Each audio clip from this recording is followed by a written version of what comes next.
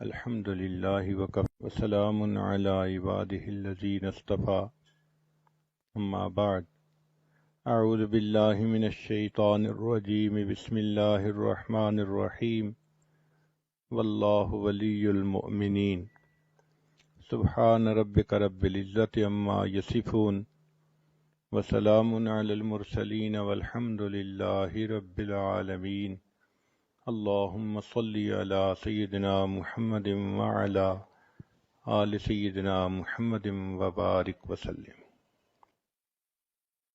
اللہ رب العزت کے ہم پر ان گنت احسانات ہیں، ان میں سے ایک احسان تو یہ کہ اللہ رب العزت نے ہمیں انسان بنایا اور پھر ایمان عطا فرمایا۔ ایمان کا عطا کرنا اللہ رب العزت کی بڑی نعمتوں میں سے ایک ہے۔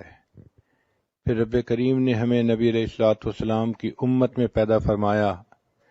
یہ وہ سعادت ہے جس کو حاصل کرنے کے لیے پہلی امتوں کے انبیاء دعائیں کرتے تھے۔ اللہ تعالیٰ نے ہمیں بن مانگے یہ نعمت عطا فرمائی۔ ہم جس قدر اللہ رب العزت کا شکر ادا کریں وہ کم ہے۔ پھر اللہ رب العزت نے ہمیں صحت سلامتی والا جسم عطا کیا۔ وہ بھی لوگ ہوتے ہیں جو ماں کے پیٹ سے جب پیدا ہوتے ہیں تو ان کی بینائی نہیں ہوتی۔ یہ بینائی والی نعمت کتنی قیمتی ہے جو اللہ تعالیٰ نے بن مانگے عطا فرمائی۔ ہمارے ایک حافظ تھے، حفظ مکمل کیا تو وہ ملنے کے لیے آئے، اور جب آئے تو کہنے لگے حضرت آج میں آپ سے ایک دعا کروانے کے لیے آیا ہوں۔ میں نے مسکرا کے کہا کہ حافظ صاحب آپ ماشاءاللہ جوان العمر ہیں، حفظ مکمل ہو گیا، اب آپ چاہتے ہوں گے کہ میری شادی کی دعا کر دیں۔ تو جب میں نے یہ کہا تو حافظ صاحب کی آنکھ سے آنسو آ گئے۔ میں بھی بہت سیریس ہوا۔ میں نے پوچھا حافظ صاحب کیا ہوا؟ کہنے لگے حضرت دعا یہ کروانا چاہتا ہوں کہ جس ہستی کو میں اپنی ماں کہتا ہوں آج تک میں اس کا چہرہ نہیں دیکھ سکا، آپ میرے لیے دعا کر دیں کہ اللہ مجھے ایک مرتبہ بینائی دے دے، میں ماں کا چہرہ تو دیکھ سکوں۔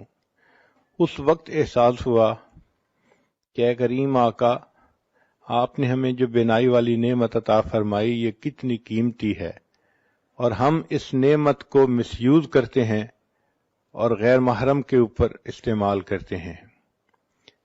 کتنے لوگ ہیں جو ماں کے پیٹ سے پیدا ہوتے ہیں اور وہ بچے بہرے ہوتے ہیں، وہ سن نہیں سکتے، اشاروں میں باتیں کرتے ہیں، اور جو بچہ بچپن سے بہرا ہو عام طور پہ وہ گنگا بھی ہوتا ہے، چونکہ وہ سن نہیں سکتا تو اس کی ویکیبلری نہیں ہوتی، وہ بول بھی نہیں سکتا۔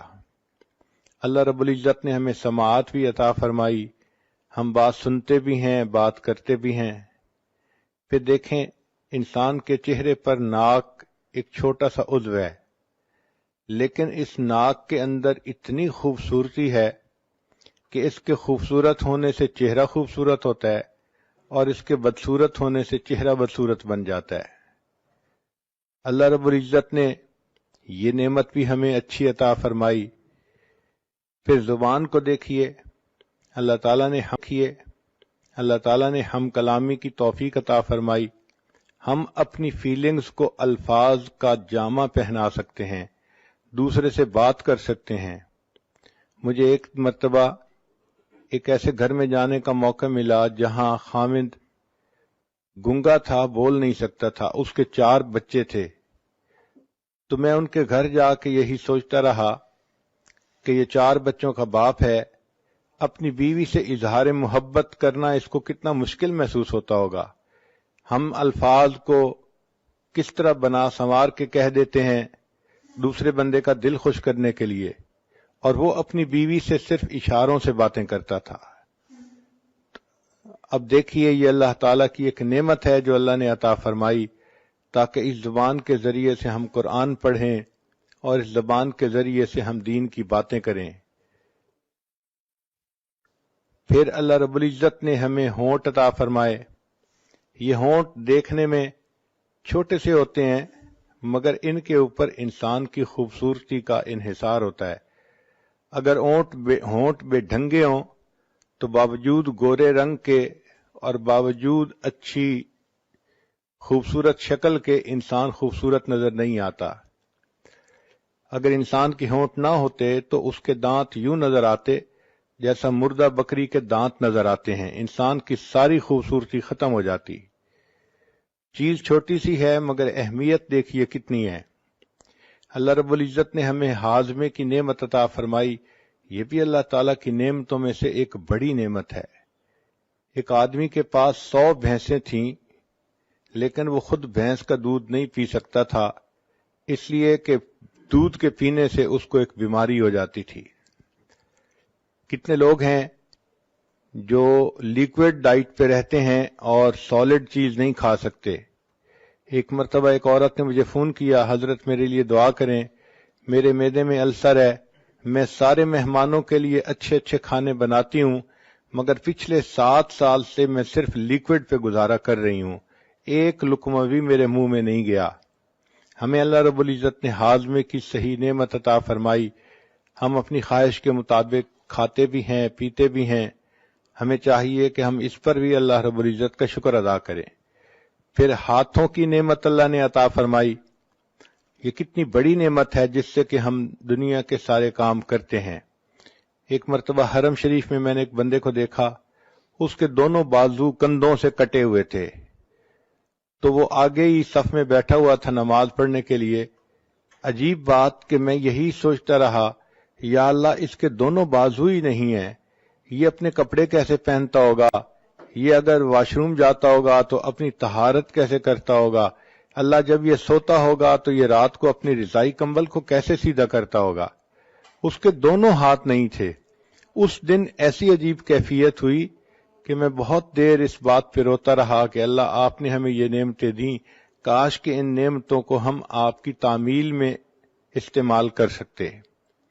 پھر ایسا بھی ہوتا ہے کہ بعض لوگوں کے پاؤں نہیں ہوتے، چنانچہ ایک صاحب کے پاس جوتے نہیں تھے، وہ ظہر کی نماز پڑھ کے جب نکلے تو ننگے پاؤں ان کو دھوپ پہ چلنا پڑا، پاؤں جل رہے تھے اور وہ اپنے دل میں یہ شکوہ کر رہے تھے کہ یا اللہ میں تو تیری نماز پڑھنے کے لیے مسجد میں آیا اور آپ نے مجھے جوتے بھی نہ دیے۔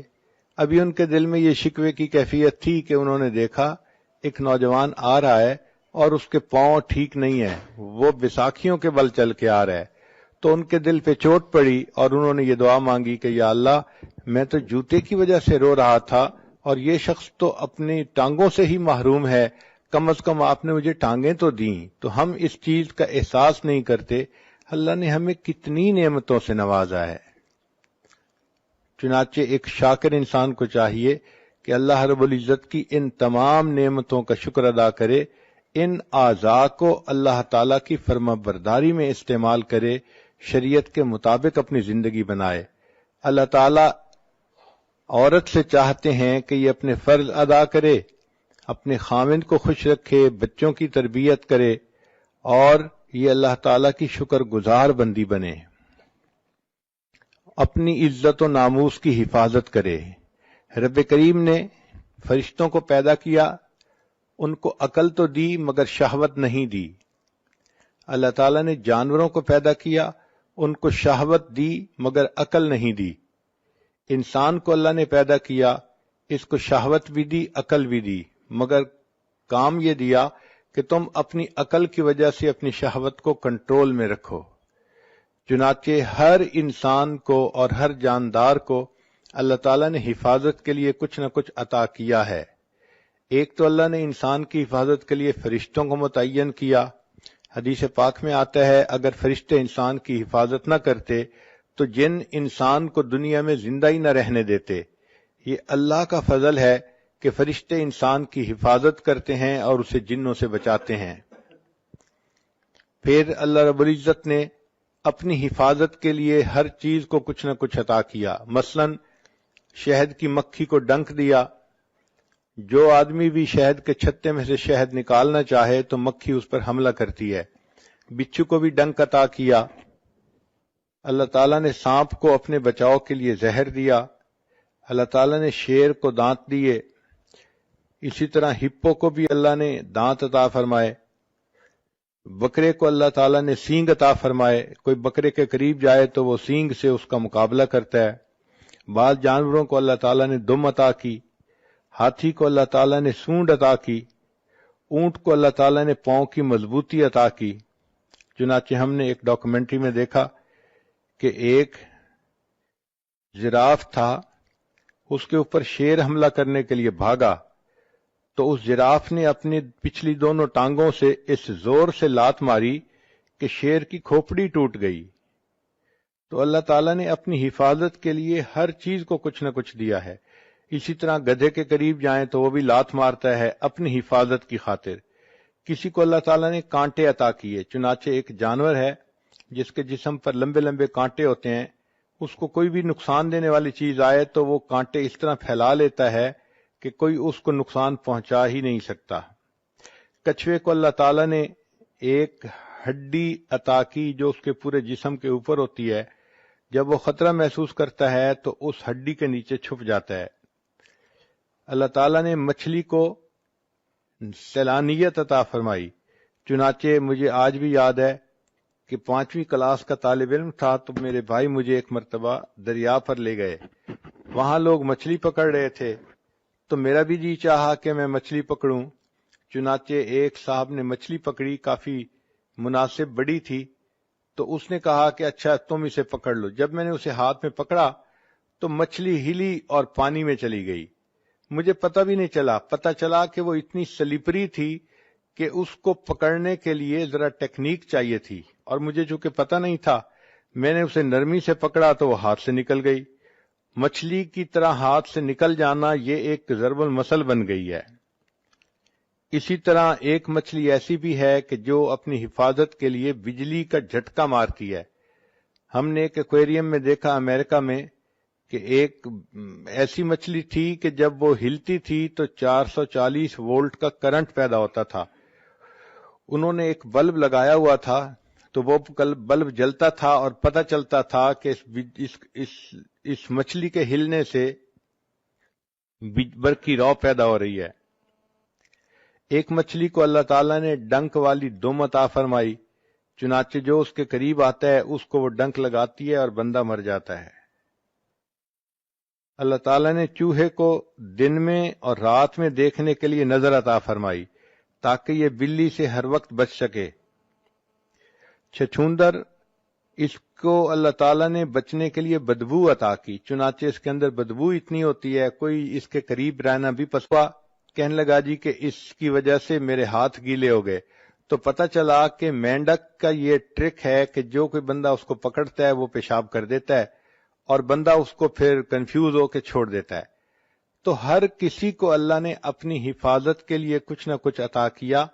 عورت کو اللہ نے اپنی حفاظت کے لیے عقل عطا کی، چنانچہ عورت کو چاہیے کہ وہ اپنی عقل کی وجہ سے سوچے اور اپنی جان اور اپنی عزت آبرو کی حفاظت کرے۔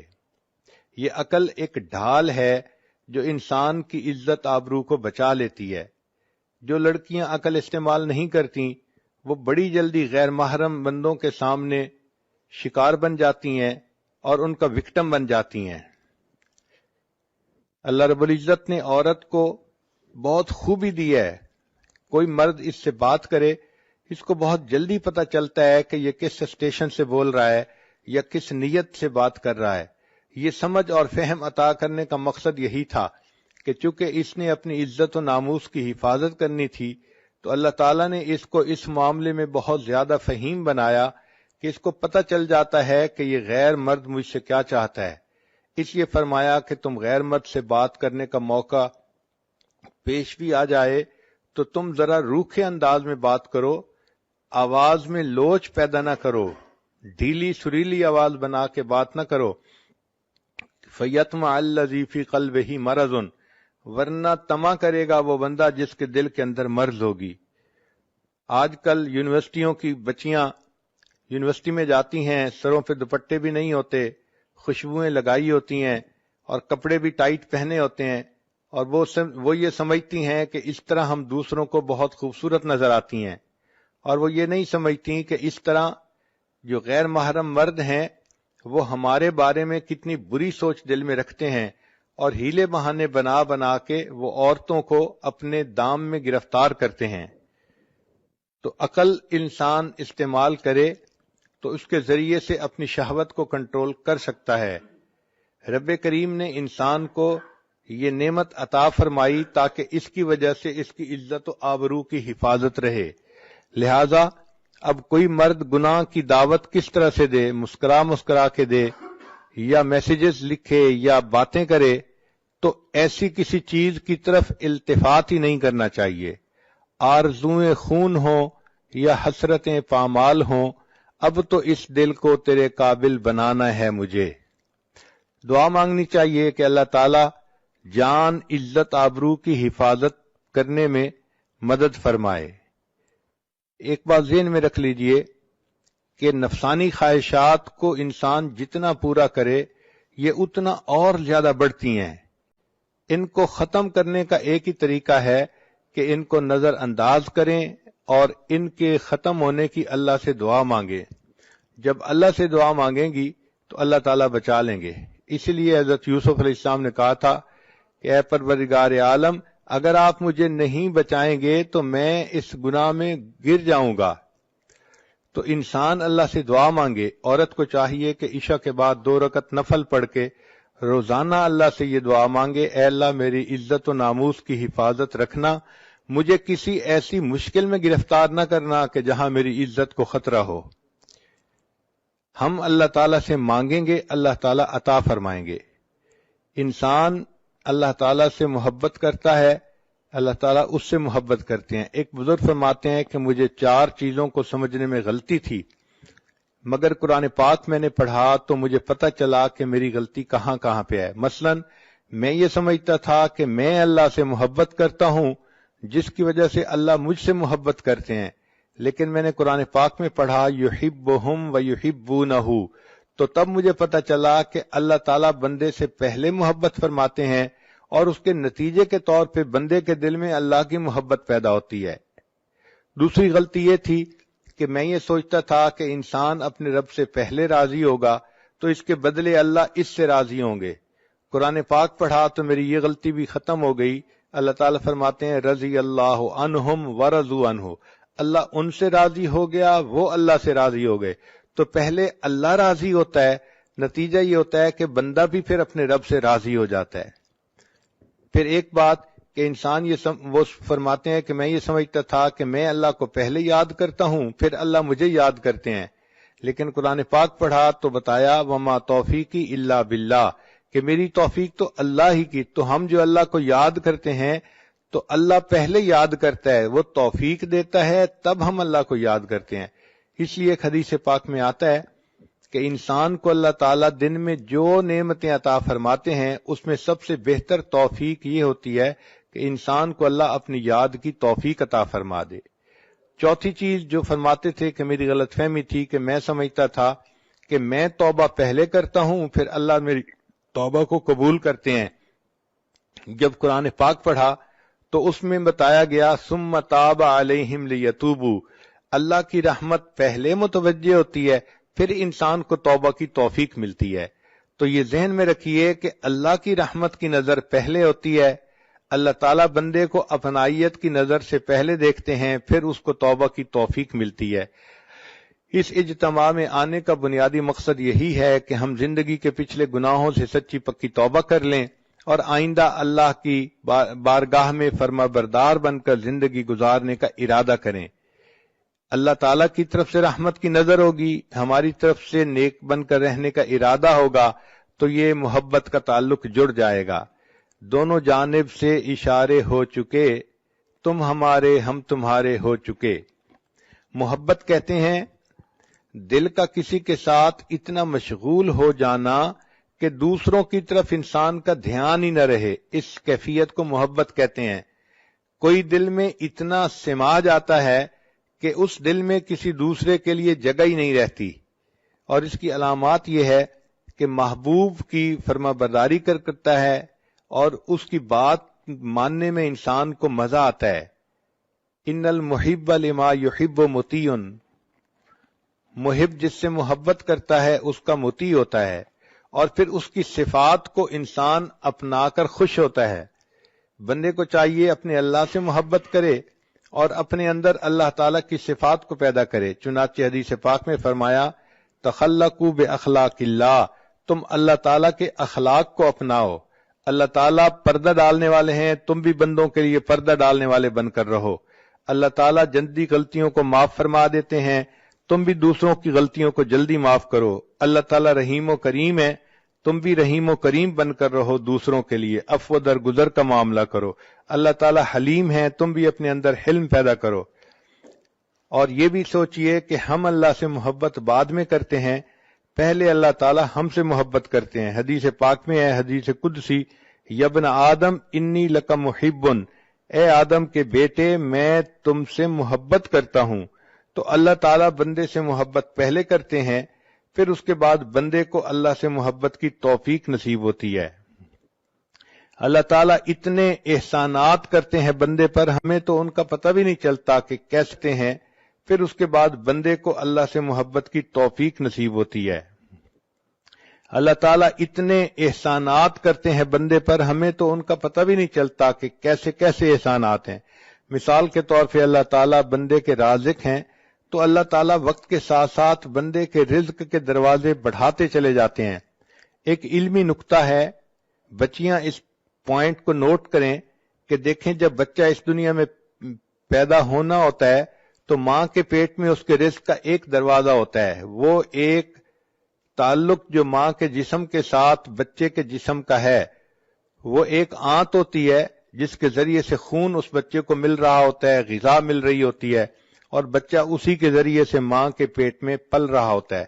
تو گویا ماں کے پیٹ میں انسان کے لیے رزق کا ایک دروازہ تھا۔ پھر جب وہ بچہ اس دنیا میں پیدا ہو گیا، اب اللہ تعالیٰ نے دو دروازے بنا دیے، ماں کے سینے میں دو پستان بنا دیے۔ پہلے ایک جگہ سے رزق ملتا تھا، اب دو جگہ سے رزق ملنا شروع ہو گیا اس دنیا میں آنے کے بعد۔ پھر بچہ تھا، ماں کا دودھ پیتا تھا، جب بچہ بڑا ہو گیا اور ماں کے دودھ کے علاوہ اب باقی چیزیں کھانے لگ گیا، اللہ تعالیٰ نے اس کے لیے رزق کے چار دروازے کھول دیے۔ ایک دروازہ لحمیات کا یعنی گوشت کا، ایک اجناس کا یعنی گندم روٹی چاول وغیرہ کا، اور ایک مشروبات کا کہ اللہ تعالیٰ نے انسان کے لیے وہ بھی اسرا، اور ایک ثمرات کا یعنی پھلوں کا۔ تو یہ چار طرح کا رزق انسان کو جوانی میں ملتا ہے۔ ماں کے پیٹ میں ایک راستہ تھا، جب پیدا ہوا اور بچہ تھا تو سینے سے دو راستے بن گئے، پھر جب بڑا ہوا تو اللہ نے چار راستے بنا دیے۔ اور اگر یہ نیکی کی زندگی گزار کے اس دنیا سے جائے گا تو جنت کے 8 دروازے کھلیں گے، یعنی 8 راستے رزق کے جنت میں اس کو مل جائیں گے۔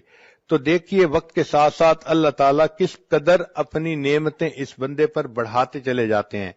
بندے کو چاہیے کہ اپنے اللہ کا فرما بردار بن کر زندگی گزارے۔ اللہ تعالیٰ بہت رحیم و کریم ہے، وہ بندے کو اپنی نعمتوں میں خوش دیکھنا چاہتے ہیں، اپنے بندے کو محروم دیکھنا پسند نہیں کرتے۔ امام غزالی رحمۃ اللہ علیہ نے لکھا ہے کہ جب بندہ کوئی گناہ کرتا ہے تو اللہ تعالیٰ کی زمین چیختی ہے اور پکارتی ہے کہ اے اللہ اگر آپ مجھے اجازت دیں تو میں اس بندے کو نگل جاؤں۔ اللہ تعالیٰ فرماتے ہیں اگر تم نے میرے بندے کو پیدا کیا ہے تو تم اس کو پکڑ لو، اور اگر میں نے پیدا کیا ہے تو میرے اور اس بندے کے درمیان دخل مت دو۔ ان اتانی نہارن قبلتہ، اگر یہ بندہ دن میں میرے پاس توبہ کے لیے آئے گا میں اس کو قبول کر لوں گا، وَإِنْ أَتَانِي لَيْلًا قَبِلْتُهُ، اور اگر یہ میرے پاس رات میں آئے گا توبہ کرنے تب بھی میں قبول کر لوں گا۔ لَوَجَدُ اللَّهَ تَوَّابًا رَحِيمًا، یہ اپنے رب کو تواب اور رحیم پائے گا۔ تو اللہ تعالیٰ بندے کو عذاب دینا پسند نہیں فرماتے، صرف اس وقت عذاب دیتے ہیں جب بندہ سرکشی کرتا ہے۔ قرآن مجید میں اللہ تعالیٰ فرماتے ہیں بلا من کسب سیئۃ واحاطت بہ خطیئتہ فاولئک اصحاب النار، جس کسی نے گناہ کیا اور اس کی خطاؤں نے اس کا احاطہ کر لیا۔ اس کا مطلب یہ ہے کہ چھوٹی موٹی غلطی پہ اللہ تعالیٰ بندے کو رسوا نہیں کرتے۔ جب بندہ غلطیوں میں گھیر جاتا ہے اور 24 گھنٹے وہ غلطیوں ہی کے جو ہے نا اعمال کرتا رہتا ہے، اللہ فرماتے ہیں فَأُولَئِكَ أَصْحَابُ النَّارِ، یہ ہیں آگ میں جلنے والے لوگ۔ چنانچہ ہمیں چاہیے کہ ہم دنیا میں اپنے گناہوں کی اللہ تعالیٰ سے معافی مانگ لیں۔ قیامت کا دن ایسا دن ہوگا کہ جب ماں بھی کوئی ایک نیکی نہیں دے گی۔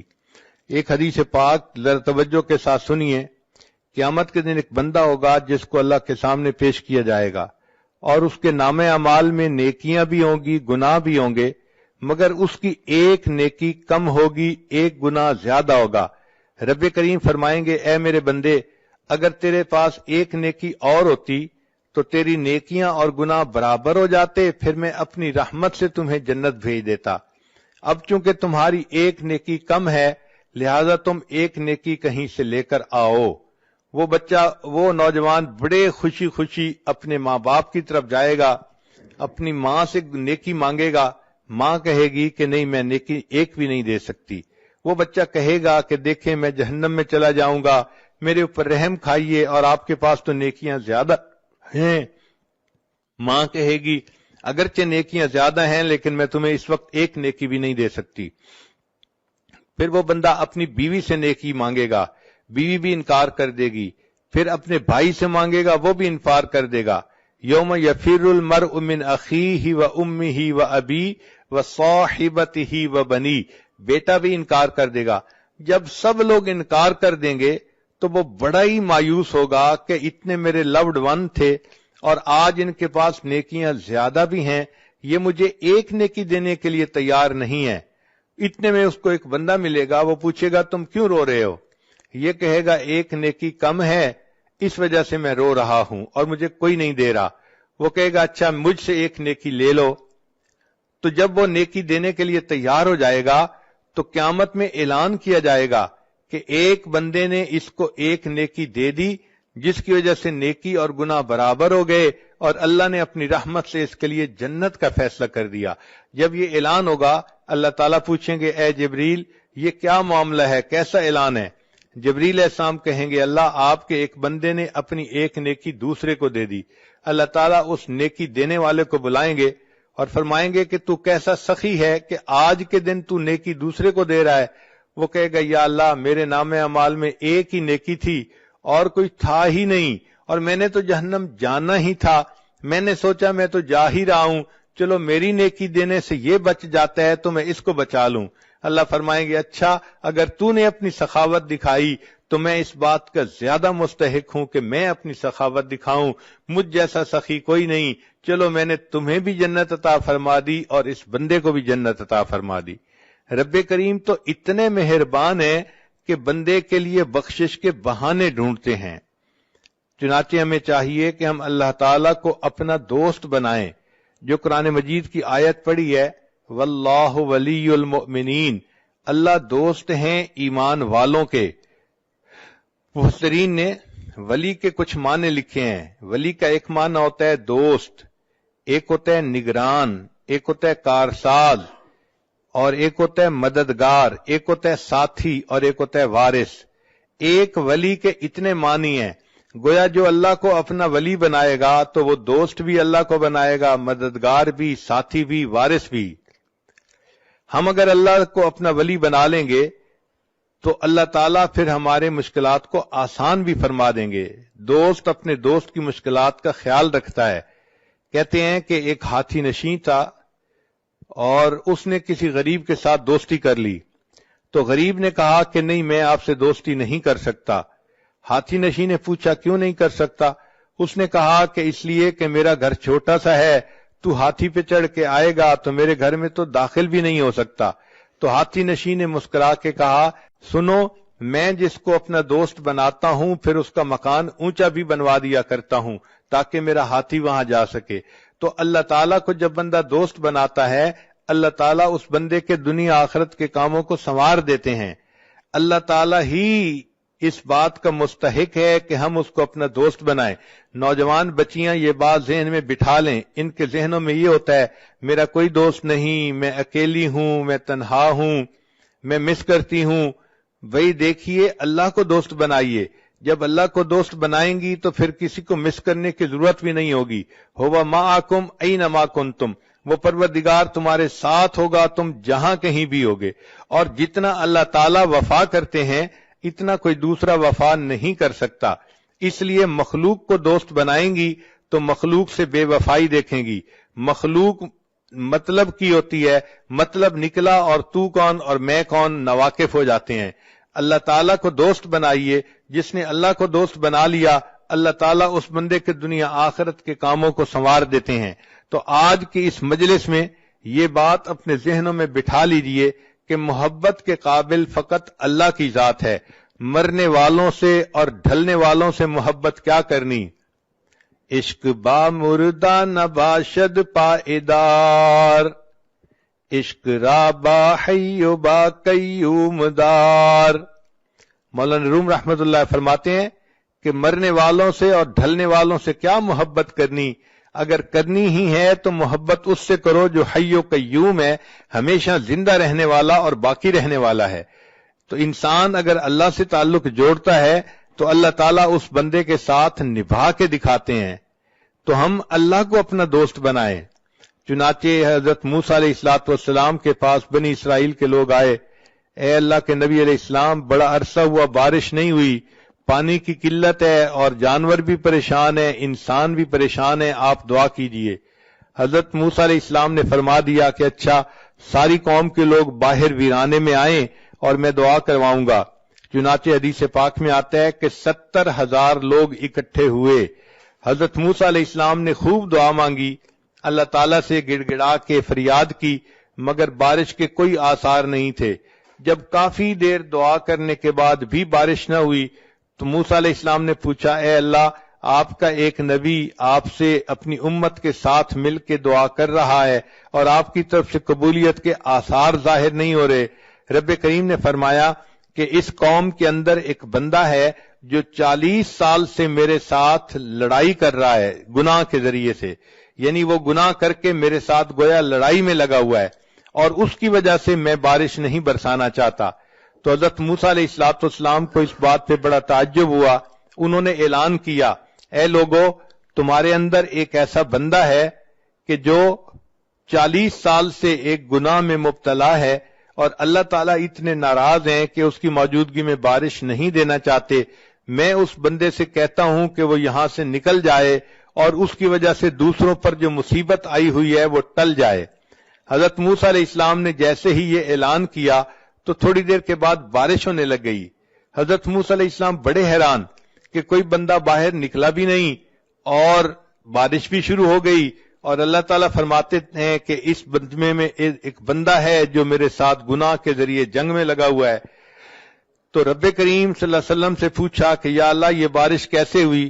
اللہ تعالیٰ نے فرمایا کہ جس بندے کی وجہ سے بارش روکی گئی تھی اسی بندے کی وجہ سے بارش ہوئی. اے اللہ، اس کی وجہ سے بارش کیسے ہوئی؟ فرمایا کہ جب آپ نے اعلان کیا اس بندے نے اپنے دل میں سوچا کہ اے اللہ، اگر میں اس وقت لوگوں سے باہر نکل جاؤں گا تو میری رسوائی ہوگی، میں کسی کو چہرہ دکھانے کے قابل نہ رہوں گا. اے کریم آقا، آسیتک 40 سنۃ فامہلتنی، میں نے 40 سال آپ کی نافرمانی کی، آپ نے مجھے ڈھیل دے دی. جئتک تقیا فقبلنی، اے اللہ، کہنے لگا جی کہ اس کی وجہ سے میرے ہاتھ میرے ہاتھ گیلے ہو گئے. تو پتہ چلا کہ مینڈک کہنے لگا جی کہ اس کی وجہ سے میرے ہاتھ کہنے لگا جی کہ اس کی وجہ کہنے لگا جی کہ اس کی وجہ سے میرے ہاتھ کہنے لگا جی کہ اس کی وجہ سے میرے ہاتھ کہنے لگا جی کہ اس کی وجہ کہنے لگا جی کہ اس کی وجہ سے میرے کہنے لگا جی کہ اس کی وجہ کہنے لگا جی کہ اس کی وجہ سے میرے ہاتھ کہنے لگا جی کہ اس کی وجہ سے میرے ہاتھ گیلے ہو گئے. تو پتہ چلا کہ مینڈک کہنے لگا جی کہ اس کی وجہ سے میرے ہاتھ کہنے لگا جی کہ اس کی وجہ کہنے لگا جی کہ اس کی وجہ کہنے لگا جی کہ اس کی وجہ سے میرے ہاتھ کہنے لگا جی کہ اس کی وجہ سے میرے ہاتھ کہنے لگا جی کہ اس کی وجہ سے میرے کہنے لگا جی کہ اس کی وجہ سے میرے ہاتھ کہنے لگا جی کہ اس کی وجہ تھے. اتنے اس کے خزانے تھے، گوڈاؤن تھے. چنانچہ جب بنی اسرائیل پر زکوٰۃ کا حکم آیا تو حضرت موسیٰ علیہ السلام نے اعلان فرمایا کہ زکوٰۃ ادا کی جائے. قارون کو کہا کہ وہ بھی زکوٰۃ دے. قارون اس بات پہ بہت زیادہ غصے میں آ گیا کہ مال میرا ہے اور میں موسیٰ علیہ السلام کے کہنے پر لوگوں میں کیوں لٹا دوں. اب غصے کی وجہ سے وہ چاہتا تھا کہ میں کوئی ایسا کام کروں کہ مجھے زکوٰۃ نہ دینی پڑے. اپنے دوستوں میں بیٹھ کے اس نے مشورہ کیا. چنانچہ دوستوں نے اس کو مشورہ کیا کہ تم کوئی ایسا کام کرو کہ جس کی وجہ سے موسیٰ علیہ السلام کی عزت خراب ہو جائے اور وہ لوگوں کی نظر سے گر جائیں، پھر آپ کہنا کہ میں ان کی بات نہیں مانتا. چنانچہ اس نے ایک عورت کے ساتھ رابطہ کیا اور اس کو کہا کہ میں تمہیں اتنے اتنے پیسے دوں گا، تم مجمع میں کھڑے ہو کے الزام لگا دینا کہ موسیٰ علیہ السلام نے میرے ساتھ حرام کاری کی ہے. چنانچہ عورت اگرچہ سمجھدار ہوتی ہے مگر ایموشنلی بہت جلدی پھسل جاتی ہے. وہ عورت مال کے چند ٹکوں کی خاطر پھسل گئی اور کہنے لگی بہت اچھا. چنانچہ ایک مجلس تھی جس میں حضرت موسیٰ علیہ السلام بھی تھے، بنی اسرائیل کے لوگ بھی تھے. وہاں پر وہ عورت کھڑی ہوئی اور کہنے لگی لوگوں میں آپ لوگوں کو ایک بات کہنا چاہتی ہوں. چنانچہ وہ یہ بات کہنا چاہتی تھی مگر اللہ تعالی مددگار ہیں.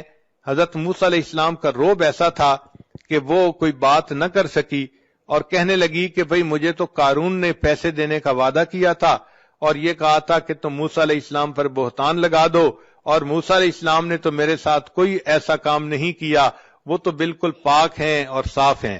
جب حضرت موسیٰ علیہ السلام کو پتہ چلا کہ قارون نے مجھے پبلکلی انسلٹ کرنے کے لیے ایسی حرکت کی تو موسیٰ علیہ السلام کو بہت جلال آیا.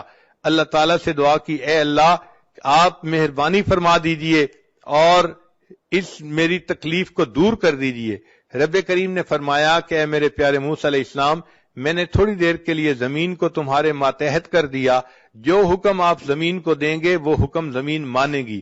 چنانچہ موسیٰ علیہ السلام نے حکم دیا اے زمین قارون کو نگل جا. قارون تیسرا حصہ زمین کے اندر دھنس گیا. پھر وہ پکارنے لگا، موسیٰ علیہ السلام سے معافیاں مانگنے لگا. موسیٰ علیہ السلام نے دوبارہ زمین کو کہا تو وہ 2/3 زمین کے اندر دھنس گیا. پھر معافیاں مانگنے لگا. حضرت موسیٰ علیہ السلام اتنے جلال میں تھے، تیسری مرتبہ حکم دیا اے زمین اس کو نگل جا. چنانچہ قارون کو زمین نگل گئی اور قارون زمین میں دھنستا چلا جائے گا. چنانچہ جب قارون دھس گیا اللہ تعالیٰ نے موسیٰ علیہ السلام کی طرف وحی بھیجی اے میرے پیارے موسیٰ علیہ السلام جب آپ نے زمین کو حکم دیا اس کو نگل جا، زمین نگل رہی تھی، اس وقت وہ آہ و فریاد کر رہا تھا، معافیاں مانگ رہا تھا، مگر آپ نے اس کی ایک نہ سنی اور اس کو آپ نے پورا کا پورا زمین کے اندر دھسا دیا. اے میرے پیارے موسیٰ علیہ السلام اگر وہ اس وقت مجھ سے فریاد کرتا تو میں پروردگار اس وقت بھی اس کی اس فریاد کو قبول کر لیتا اور اسے معاف کر دیتا. تو رب کریم تو اتنے مہربان ہے کہ ان کی مہربانی کے بارے میں کوئی بندہ سوچ ہی نہیں سکتا. کتابوں میں لکھا ہے ایک بندہ بت پرست تھا. ایک رات اس کو کوئی کام تھا تو اس نے کہا کہ میں آج رات بت کی عبادت کروں گا اور دعا مانگوں گا. چنانچہ وہ ساری رات یا سنم کہہ کہہ کے پکارتا رہا، دعا مانگتا رہا. اس کے اوپر نیند کا غلبہ ہو گیا. اب جب نیند کا غلبہ ہوا تو نیند کے غلبے میں یا سنم کہتے کہتے اس نے زبان سے نکلا یا سمد. سمد اللہ تعالیٰ کا نام ہے. تو جیسے ہی اللہ تعالیٰ کا نام لکھا اللہ تعالیٰ نے فوراً فرمایا لبیک یا عبدی، اے میرے بندے تم مجھ سے کیا چاہتا ہے؟ فرشتے حیران ہیں، اے اللہ یہ بت پرست ہے، یہ صنم کو پوجنے والا، یہ ساری رات صنم کو جو ہے پکارتا رہا. نیند کے غلبے کی وجہ سے آپ کا نام اس کی زبان سے نکل آیا اور آپ فوراً متوجہ ہوئے لبیک یا عبدی، میرے بندے بتاؤ تم کیا چاہتے ہو؟ اللہ تعالیٰ نے فرشتوں کو فرمایا کہ فرشتوں اس بندے نے بت کی پرستش کی، ساری رات بت کو پکارتا رہا اور بت نے کوئی جواب نہ دیا. اگرچہ میرا نام غفلت کی حالت میں اس کے منہ سے نکلا، اگر میں بھی جواب نہ دیتا پھر مجھ میں اور بت میں کیا فرق رہتا؟ تو رب کریم اگر اتنے مہربان ہے کہ ایک بت پرست غفلت کی حالت میں یا سمد کہہ دیتا ہے، اللہ اس کو بھی پکار کا جواب دیتے ہیں، تو اگر وہ عورت جو اللہ سے محبت کرتی ہے، اللہ کی وجہ سے اپنی عزت و آبرو کی حفاظت کرتی ہے، اللہ کے محبوب صلی اللہ علیہ وسلم کی ایک ایک سنت پر محبت سے عمل کرتی ہے، ایسی نیک پاک لڑکی اگر تہجد کے وقت میں اللہ کے سامنے ہاتھ اٹھائے گی اور دعا مانگے گی، اللہ تعالیٰ اس کی دعاؤں کو کیوں نہیں قبول فرمائیں گے؟ اگر فرق ہے تو ہماری طرف سے ہے. عورت کو چاہیے کہ وہ اللہ کو اپنا وکیل بنائے، اللہ کو اپنا نصیر بنائے، اللہ کو اپنا ولی بنائے. حسبنا اللہ و نعم الوکیل نعم المولا و نعم النصیر۔ ایک تجربے کی بات یہ ہے کہ عام لڑکیاں اپنے خامند کو خوش کرنے کے لیے جتنے جتن کاٹتی ہیں، ہمارا یہ تجربہ ہے کہ اگر وہ اللہ کو منانے کے لیے اس سے آدھی بھی کوشش کر لیں تو اللہ تعالیٰ ان کو اپنا ولی بنا لے، ان کو اللہ تعالیٰ اپنی مقبول بندیوں میں شامل فرما لے۔ چنانچہ یک گیر محکم بگیر، ایک کو پکڑو اور مضبوطی سے پکڑو۔ آج دل میں عورتیں یہ فیصلہ کر لیں کہ ہم نے آج سے اپنے اللہ کو جو ہے اس کے در کو پکڑ لیا، اب ہم نیک بن کر رہیں گی، اللہ کو راضی کریں گی۔ دل و من لئی تیری بن گئی، اے اللہ میں نے دل سے یہ مان لیا کہ میں تیری بن گئی، چونکہ میں نے دنیا کی بے وفائیوں کو دیکھ لیا، دنیا والوں کی بے وفائیوں کو دیکھ لیا، اب میں صرف آپ ہی کی طرف رجوع کرتی ہوں۔ میرے آقا آپ ہی ہیں، میرے مالک، میرے خالق، میرے رازق آپ ہی ہیں، میں آپ ہی سے محبت کرتی ہوں اور اپنی ہر مصیبت میں آپ ہی کو مدد کے لیے پکارتی ہوں۔ جب ایک اللہ سے تعلق جوڑیں گی پھر دیکھنا کہ اللہ تعالیٰ کیسے کیسے اپنے بندوں سے نبھاتے ہیں اور ان کے لیے معاملات کو سیدھا کر دیتے ہیں۔ قرآن مجید میں ایک جگہ تذکرہ ہے کہ فرعون کی بیوی تھی آسیہ بنت مزاحم۔ ایک مرتبہ فرعون کو پتہ چلا کہ یہ موسیٰ علیہ السلام پر ایمان لے آئی تو وہ بہت خفا ہوا اور اس نے اپنی بیوی کو اپنے گھر سے نکال دیا۔ اب بیوی کو گھر سے نکال دینا یہ کوئی چھوٹی سزا نہیں ہوتی، اس عورت کی تو ایک دفعہ زندگی ہی تاریک ہو جاتی ہے۔ تو جب وہ اس کو ذلیل و رسوا کر کے گھر سے نکال رہا تھا تو اس وقت بی بی آسیہ نے اللہ سے یہ دعا مانگی، رب ابن لی عندک بیتا فی الجنہ، اے اللہ یہ فرعون تو مجھے اپنے گھر سے دھکے دے رہا ہے اور نکال رہا ہے اور میں بے گھر ہو رہی ہوں، اے اللہ اب اس کے بدلے تو مجھے جنت میں گھر عطا فرما دینا، رب ابن لی عندک بیتا فی الجنہ۔ تو جب اس نے یہ دعا مانگی اللہ تعالیٰ نے دعا کو بھی قبول کر لیا اور اس کا تذکرہ قرآن مجید میں بھی کر دیا۔ آج بھی عورتیں یہ آیات پڑھتی ہیں قرآن پاک میں کہ ایک بندی نے دعا مانگی تھی، اللہ نے اس کو اس کے بدلے جنت میں گھر کا وعدہ فرما دیا تھا۔ تو دیکھیں اللہ تعالیٰ اپنی بندیوں کی فریادوں کو کیسے سنتے ہیں اور اس کو کیسے پورا کرتے ہیں۔ ایک اور خاتون تھی جو نبی علیہ السلام کی صحابیہ تھی، ان کا نام تھا خولہ بنت ثعلبہ۔ یہ بڑھاپے کی عمر کو پہنچ گئی تھیں اور بڑھاپے کی عمر میں مرد جو ہے وہ بہت غصے میں جلدی آ جاتا ہے اور بات بات پہ غصہ کرتا ہے، حتیٰ کہ ہوا کو بھی گالیاں نکالتا ہے۔ چنانچہ کوئی بات ہوئی تو خامد نے غصے میں اس کو کہہ دیا کہ تم میرے لیے اس طرح ہے جیسے میری ماں ہوتی ہے۔ اب اس زمانے میں جب کسی کو یہ الفاظ کہہ دیے جاتے تھے تو عورت حرام ہو جاتی تھی اپنے خامد پر ان الفاظ کے کہنے سے۔ چنانچہ جب اس نے یہ الفاظ کہہ دیے تو خولہ بنت ثعلبہ پریشان ہو گئی کہ میرے خامد نے تو مجھے طلاق دے دی۔ اس نے سوچا چلو میں جاتی ہوں اور جا کر ہائی کورٹ میں اپیل کرتی ہوں۔ وہ نبی علیہ السلام کی خدمت میں حاضر ہوئی اور عرض کیا کہ اے اللہ کے حبیب صلی اللہ علیہ وسلم، میں اپنے خامد سے محبت کرتی ہوں، خامد مجھ سے محبت کرتا ہے، پتہ نہیں اس کو کیا ہوا، غصے میں آ کے اس نے مجھے یہ کہہ دیا کہ تو میرے لیے میری ماں کی مانند ہے، تو اب بتائیں کہ کیا میں اس کے لیے حرام ہو چکی ہوں یا نہیں؟ نبی علیہ السلام نے فرمایا کہ ہاں، جو اوپر توریت کے احکام آ رہے ہیں ان کے حساب سے تم اس پر حرام ہو چکی ہو۔ وہ چاہتی تھی کہ نبی علیہ السلام اس کو ویو آف کر دیں اور بتا دیں کہ نہیں تم حرام نہیں ہوئی۔ اس نے دوبارہ کہا اے اللہ کے حبیب صلی اللہ علیہ وسلم، اب میں بوڑھی ہو گئی ہوں، اگر وہ مجھے طلاق دے گا تو کوئی بندہ مجھ سے شادی کرنا بھی پسند نہیں کرے گا، اور پھر میرے بچے ہیں، میں ان بچوں کو کہاں لے کے جاؤں گی؟ اگر خامد کے پاس چھوڑوں تو بچے بگڑ جائیں گے، اپنے پاس رکھوں تو میں بچوں کو سپورٹ نہیں کر سکتی۔ اے اللہ کے حبیب صلی اللہ علیہ وسلم، میرا کیا بنے گا؟ میں کیسے زندگی گزاروں گی؟ اس نے جب 2-3 دفعہ انسسٹ کیا تو اللہ کے حبیب صلی اللہ علیہ وسلم نے اسے صاف کہہ دیا کہ اب تم اپنے خامد کے لیے حرام ہو چکی ہو، اس لیے اب تم اس کے ساتھ دوبارہ نہیں جڑ سکتی۔ جب نبی علیہ السلام نے بھی جواب دے دیا، اس وقت خولہ بنت ثعلبہ نے دل میں سوچا کہ ہائی کورٹ کا فیصلہ بھی میرے خلاف آ گیا ہے، اب مجھے سپریم کورٹ کی طرف رجوع کرنا پڑے گا۔